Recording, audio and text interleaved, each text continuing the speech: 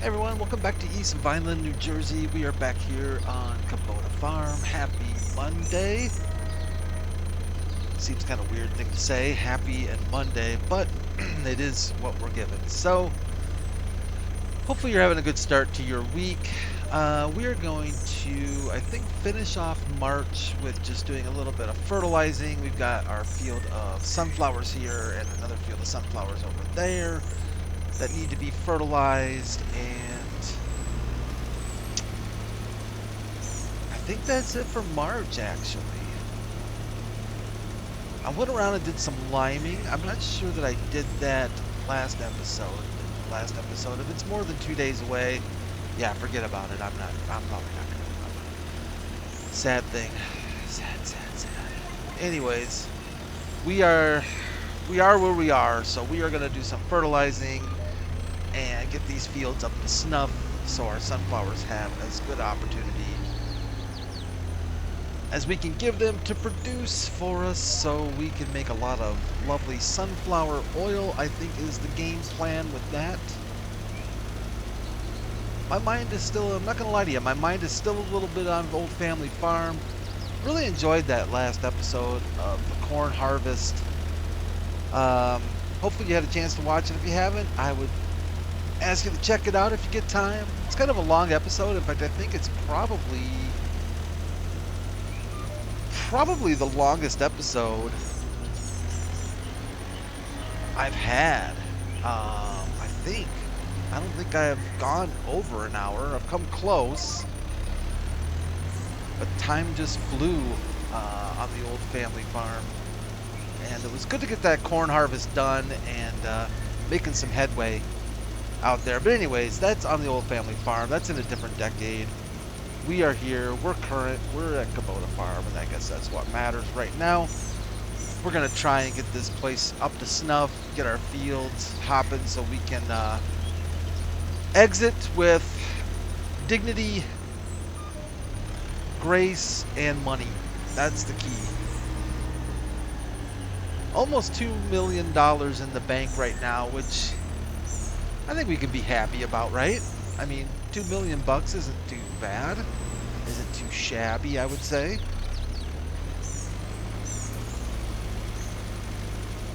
Not sure what we're going to do as far as the next map goes. If I'm just going to bring over that money, or what exactly, you know. Oftentimes that's what I'll do, is I'll just bring over the money that I end up with at the previous location. In some cases, I even go as far as to either do kind of a pretend farm sell kind of thing and sell some equipment, stuff like that. But I think in this case, because of the way this farm was intended, we had a lot of equipment given to us by Kubota. Of course, all the tractors were given to us by Kubota. All the original implements were given to us by Kubota. We have purchased some things along the way. Even the Vermeer stuff was given to us on demo. That beautiful case and beehive header over there, we didn't pay for that. That was given to us on demo. So, you know, when you start off that strong, I don't know, I kind of feel a little bit weird about charging for it, but are making bank off of it. So I think in this situation we did buy some land, that's for sure. We have definitely invested money in land and animals, of course. But let's see, our olive grove we've invested in. The land for that. An extra chicken coop. All that grapevines over there we invested in. We got a few things done, didn't we? Of course, the one thing that we have invested in but have leased, so we do not own, are any of the production sites. Those are all on lease, so we can't really count that towards any kind of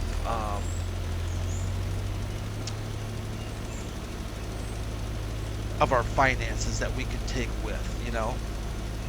There's a word I was looking for. There was a word I was looking for there, and I can't think of it right now.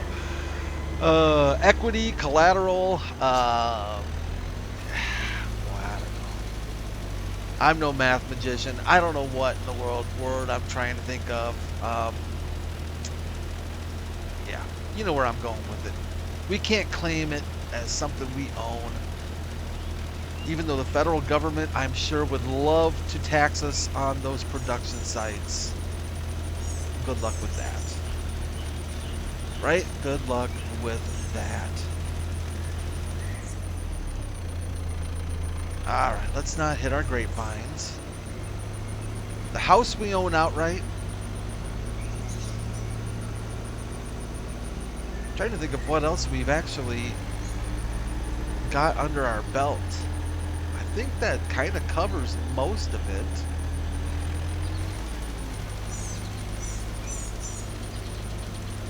So yeah, I think we're in pretty good shape. I think if we, at the very least, I think if we were to take our 2 million and run, we could do that feeling, you know, feeling comfortable about that. I'm just not sure how I'm going to set up that next game series. Not entirely sure. Haven't even decided completely on a map quite yet, if I'm being honest, but getting close. All right, little Kubota, let's lower you. We can actually probably go ahead and detach if we want to. Let's do a quick... Whoa, let's do a quick maintenance check there. Couldn't decide to get in or out of the tractor, I guess. Not sure if I've checked on our spreader in a while. Yeah, we must be keeping up with that. $1. Yeah. So we're looking pretty good. So I think for March, our fields are in pretty good shape. I think if we look over here at precision farming, I'm glad to see our precision farming score going up. That's always a good sign. Ooh, 100 on, that's nice, huh? 100 on that field. 97 on that field. That's not bad. Okay. I'm happy with that. So the fields that are holding us back are the ones that are really fields 8 and 9. Yeah. And after I figured out that little trick for nitrogen, I guess we could have had a higher precision farming score earlier on, but we're okay with it. We're okay with where we're at. I don't think there's anything else to do here in March. Our animals are in good shape. We sold some pigs already. Grass can wait another month. Our sheep are okay, so we don't have any grass emergencies. Nothing like having a grass emergency, right? And we can head home. I did want to check one thing real quick here in our orchard. Okay, so they're still showing withered. I'm thinking next month maybe they spring to life. I guess we're gonna find out, aren't we? Chickens, you doing okay, ladies? All right. And gentlemen, sorry, roosters. Hate to always leave you out. Let's move on to April. Now, April's going to be a little bit of fun, too, because we have, I believe, some things to sell in April. I think wool for sure. We've got some fields that still need to be planted. Let's run over and check our orchard here real quick. I'm curious. Oh, yeah, there we go. So we're back to growing. pH is good and nitrogen is perfecto. Interesting. We ignore the needs plowing is what I've been told, so that's not going to happen. So now we just are going to have to keep an eye on the grass to see when we need to do our subsoil. What is it called? The subsoil and mulch. So we'll be whipping these tools out here probably next month, I would assume. Look at that. Beautiful sunflowers already coming up. Love to see those big fields of sunflowers. And if we look over here, Oh yeah, poplar's gone. Beautiful, beautiful. Let's just let's get the drone out. Yeah, very nice. Very, very nice. So we are good to go on both of those. We've got grass that's going to need to be grown. This sunflower field is looking good. I think, is this another wheat field we have over here? Yep, this wheat field is going well. Expected 92. Yeah, I don't know. I don't know. Sometimes I just don't understand precision farming. Um, and sometimes I think nobody does, to be honest, in some regards. So we have got this field here, 1 and 2. We've got 3 right here, and we've got 4. I think this is field 4 over here that we need to hook up on. Otherwise, I think we're in pretty good shape. And then April, of course, like I said, I think we're going to be doing some wool selling. Gonna have to look at our other products too. Maybe raisins. I think raisins maybe will need some. Will be sold. Maybe was our corn cornmeal?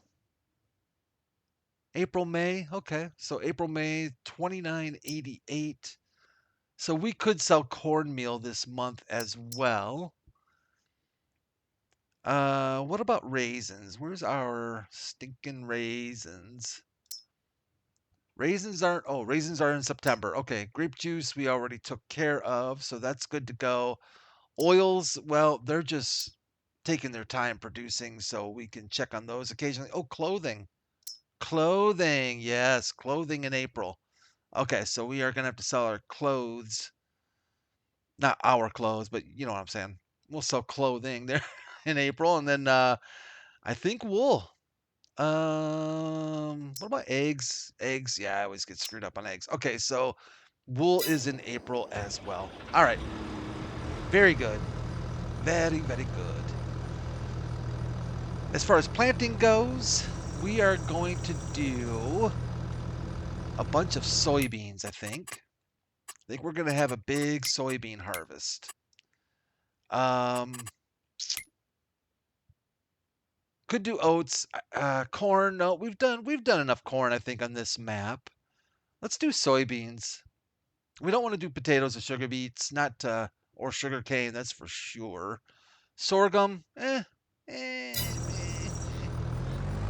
you know, I don't know what that means, but soybeans, I think, because we can do soybean oil, and I kind of want to flood that stinking oil mill with products to make it work its little hiney off. I don't know why I have anything against the oil mill, but we're gonna make it work. All right, let's get on folded. Soybeans are indeed selected. This Lemkin has been absolutely brilliant. Really appreciate your hard work, Mr. Lemkin. You have paid for yourself time and again, and no doubt. Let's fire up the GPS so my life is a little bit easier, and you guys think I'm professional.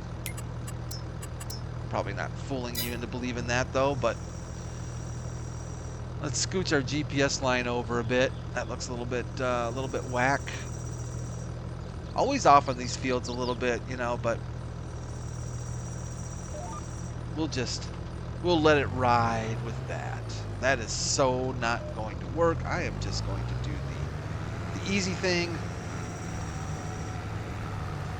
Do a UE. Could use some weight on the front of this tractor, probably. All right, let's check soybeans, check seeds, might need to load up some more. Let's lower, let's fire it up. Let's get to, yeah, I know, you don't want to lock in yet. There you go. And let's get to planting. Let's get some April seeding done, huh?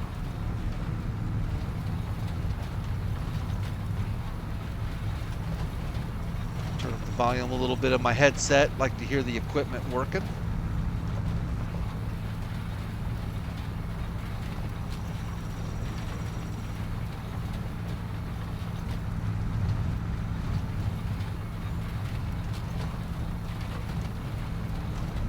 It's still just kind of, I have to always remind myself how big this equipment is, you know, in real life. Just how absolutely massive this machinery is. Wow, you are flying down that hill. Are you supposed to be going that fast? Holy cow. That seemed really fast. I know, it's not accessible. Go a little slower up the hill this time, though, I think. Yeah, you're not so speedy now, are you? Now you're pulling some weight.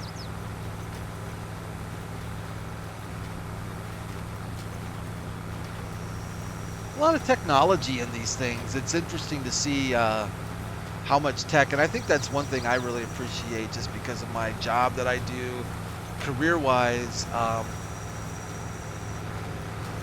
really like a lot of the technology that goes into this farm equipment. I was watching a Mike Mitchell video the other day. He was trying out demoing the Amazon Pantera, the sprayer. It was kind of interesting to get his take on it. It's always interesting to me, regardless of who the farmer is and what channel it is. Whoops, I didn't want to turn you off. I actually wanted to just turn you up. To see the equipment in real life and to see it being run in real life, and what goes into actually operating some of this equipment.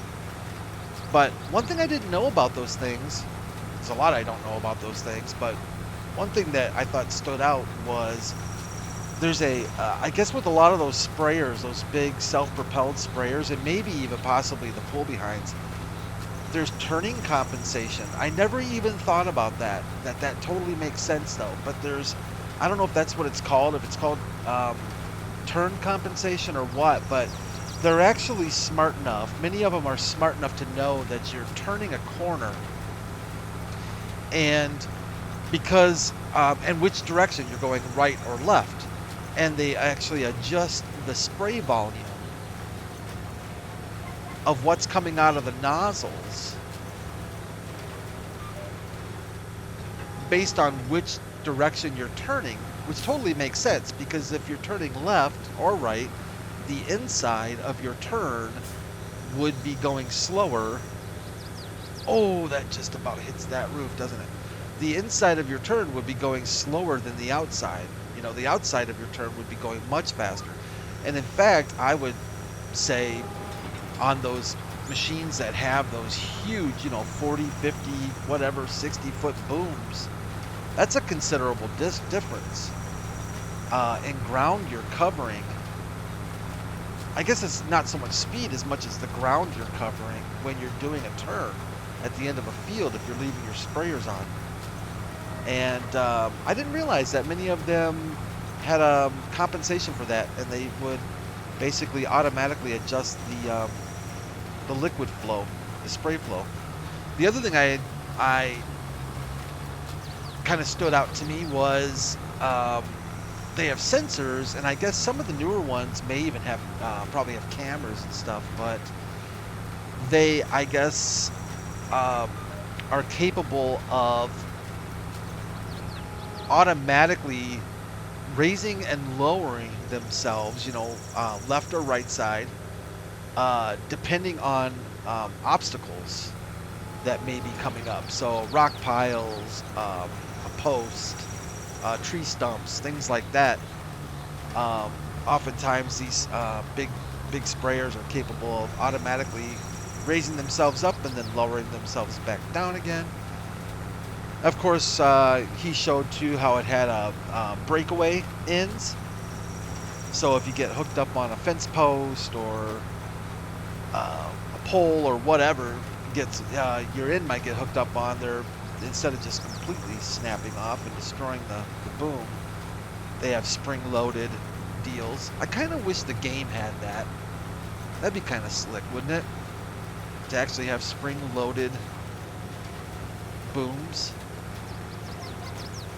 It's kind of funny because I think about that stuff once in a while, like in the game, like if I run into a light post or something when I'm using one of those big sprayers, sometimes I think, oh yeah, farmers never do that. But then, of course, I find out that, oh yeah, that happens. almost all the stuff that can happen in this game, not literally, but a lot of it can happen in real life. And farmers make mistakes, and you know, you have more and less experienced drivers and operators. And speaking of too, there was another video I was watching where it was a company, boy, what was I don't know, if I forget if they were based out of Canada or based out of the States, but basically that's what they did. They traveled from one end of the country, or countries, Canada, I think Canada and the States, and got hired by farmers to come in and do huge harvests, you know. And they did have some of their own equipment, but I guess in many situations they would also lease equipment in the area, so they wouldn't have to have the expense of, you know, hauling, you know, 5 or 6 or more combines from one end of the country to the other. And wouldn't that be a job though? Basically, you just go, you know, that's you're a roadie, you're a farm roadie. They live in just like it reminded me of a documentary I saw one time on carnival life, and just they lived out of trailers, traveled from one town to the next. You know, they would do their farm jobs. In fact, I think for the most part they did lease most of the equipment that they used. In fact, I think that was part of the topic of discussion, was why they did that. It was, you know, a combination of the cost of having to haul it around everywhere, plus leasing, you don't have any responsibilities, you know, for maintenance. Something breaks down, the you know, the leasing company has to deal with it. Be an interesting job though. Be a professional combine driver. That's basically what they were. In fact, I think mostly it was harvest. At least that's the idea I got from it. It was mostly hired out for harvesting. I'm sure they would be more than happy to do other work, but at least that's what they were doing on this particular documentary. Let's line up for this headland. I know I missed a little bit here. See if we can get it covered. Ooh, my head just did a 360.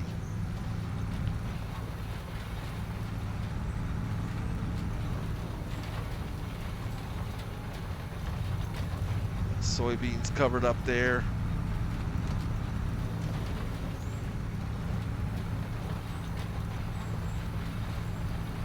I think that's pretty much going to take care of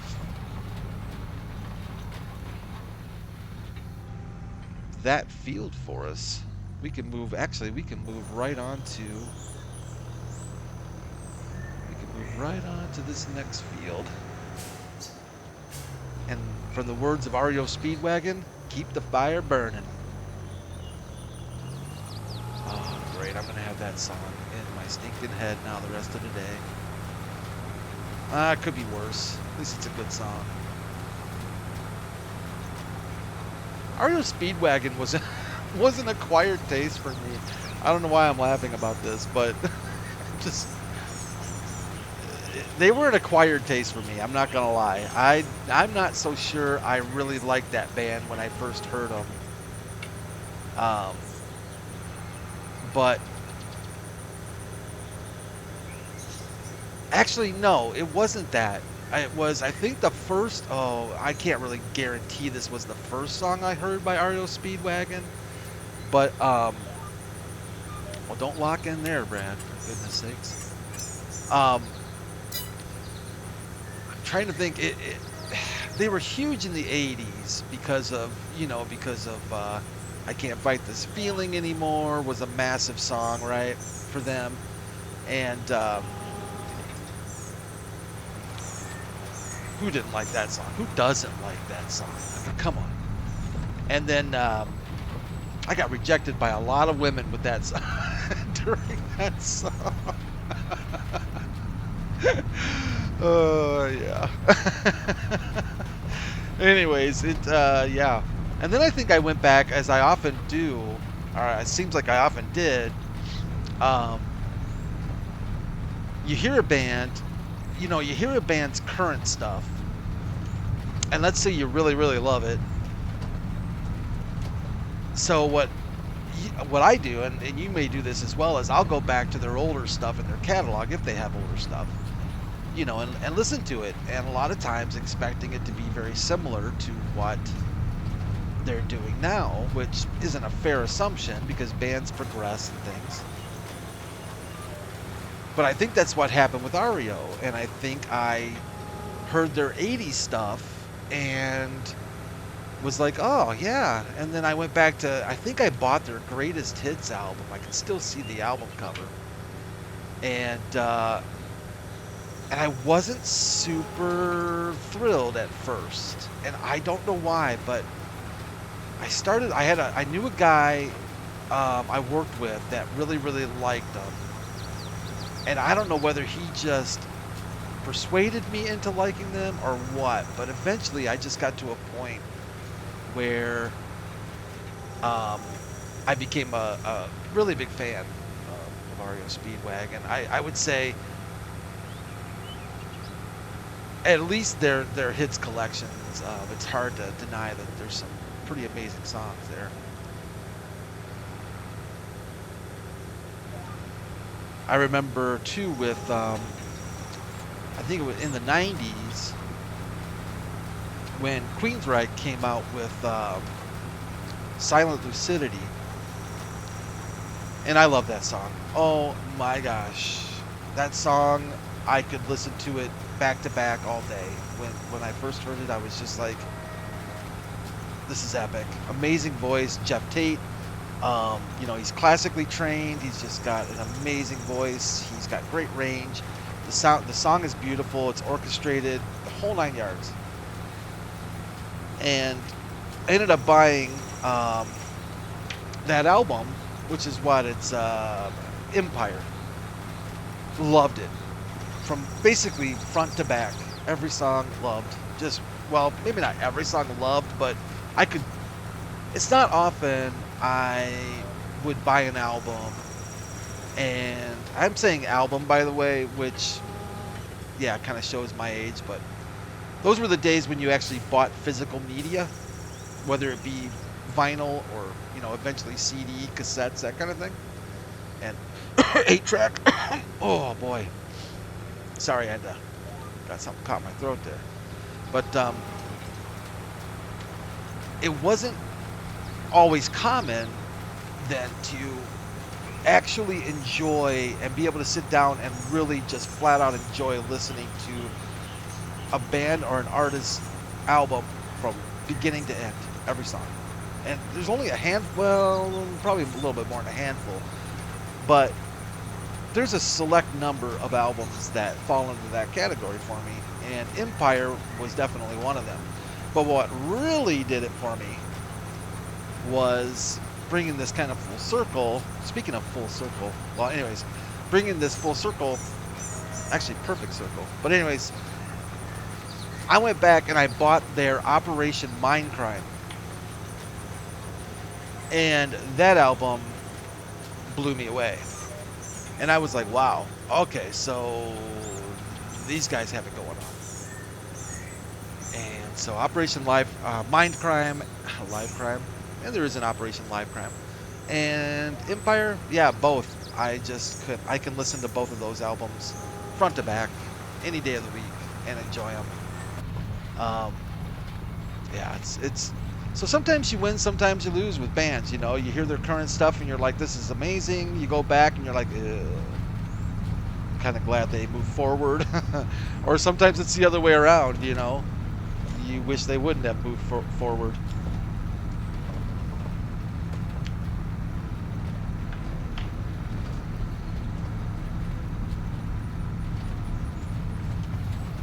How we doing here on our seeding? Seed level's pretty good. Looks like we're doing all right. This Limkin does pretty quick work on our fields. Of course, we're going to have to come back and think probably do some fertilizing. Fortunately, we don't have weeds to worry about, having plowed these bad boys. That's one big advantage, I guess, to plowing is we don't have weeds. I'm not so sure that you're supposed to do precision farming with periodic plowing enabled. It kind of seems like that's not a good combination.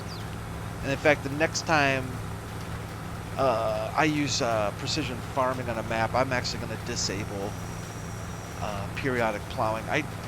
I think I'm kind of surprised that it's allowed to be enabled in a way, because I know that plowing, from my understanding at least, is the opposite of what precision farming, or at least part of what precision farming brings to the table. But we're rebels. We're rebels on Kubota Farm. We're breaking the law, you know. We're doing our thing. We're doing it our way. Laverne and Shirley, a little Laverne and Shirley action there. Hassenpfeffer Incorporated, I think is what I should name my next farm. Farm Hassenpfeffer. I saw Laverne and Shirley recently, like not the show, but the Penny Marshall, is it? And the other girl? I always forget her name. If I saw it, I'd be like, yes, her, absolutely. Where did I see them? They were on a show together, doing like a not cameo, but oh, I know what it was. It was on one of these YouTube shorts that have become, I guess, pretty popular. Somebody put out a YouTube short of a show I had never seen before, called Sam and Cat. And it's, I guess, a spin-off, you would say, of iCarly. Yes, I am actually talking about iCarly.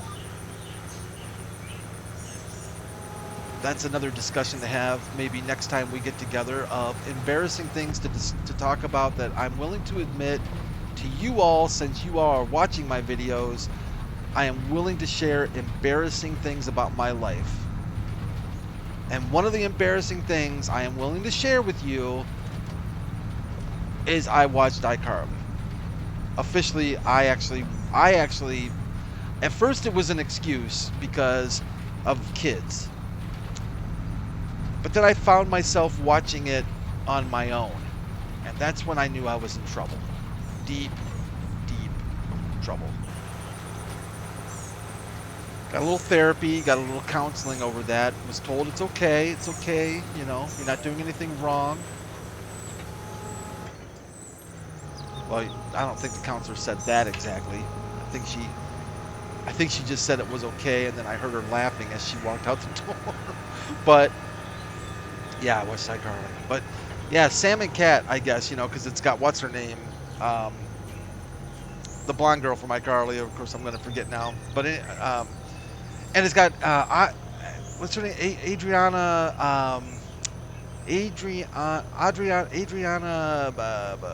Oh, come on, Brad. You know who I'm talking about. Anyways, super cute, adorable in the show. She's hilarious. But They had some short, and it was Sam and Cat show, and Penny Marshall and the other girl, the Laverne and Shirley ladies, were on there. Wow, did it take me a long time to get to that? That took like 10 minutes, I think, to get to that, and it really doesn't, and it's not important. 90% of the things I think I say are not important, so, oh man, while you're watching this. All right, so let's get this at least jackknifed before we leave. Um, yeah, I think that's actually going to be where we're going to leave this episode. I actually wouldn't mind keeping going, but to keep going, but time is moving on us once again. So thanks everyone again for joining me here on Kubota Farm. I may just finish up our little planting. I don't know. We'll see. Probably finish up the planting, and we'll pick it up from here next time. Actually, tomorrow. Thanks everyone for watching. I do appreciate it. Take care of yourselves. Take care of each other. Leave a like if you enjoyed the video, and I'll leave you a like for putting up with me. And you all have a great rest of your Monday, and I'll see you again real soon. Bye for now.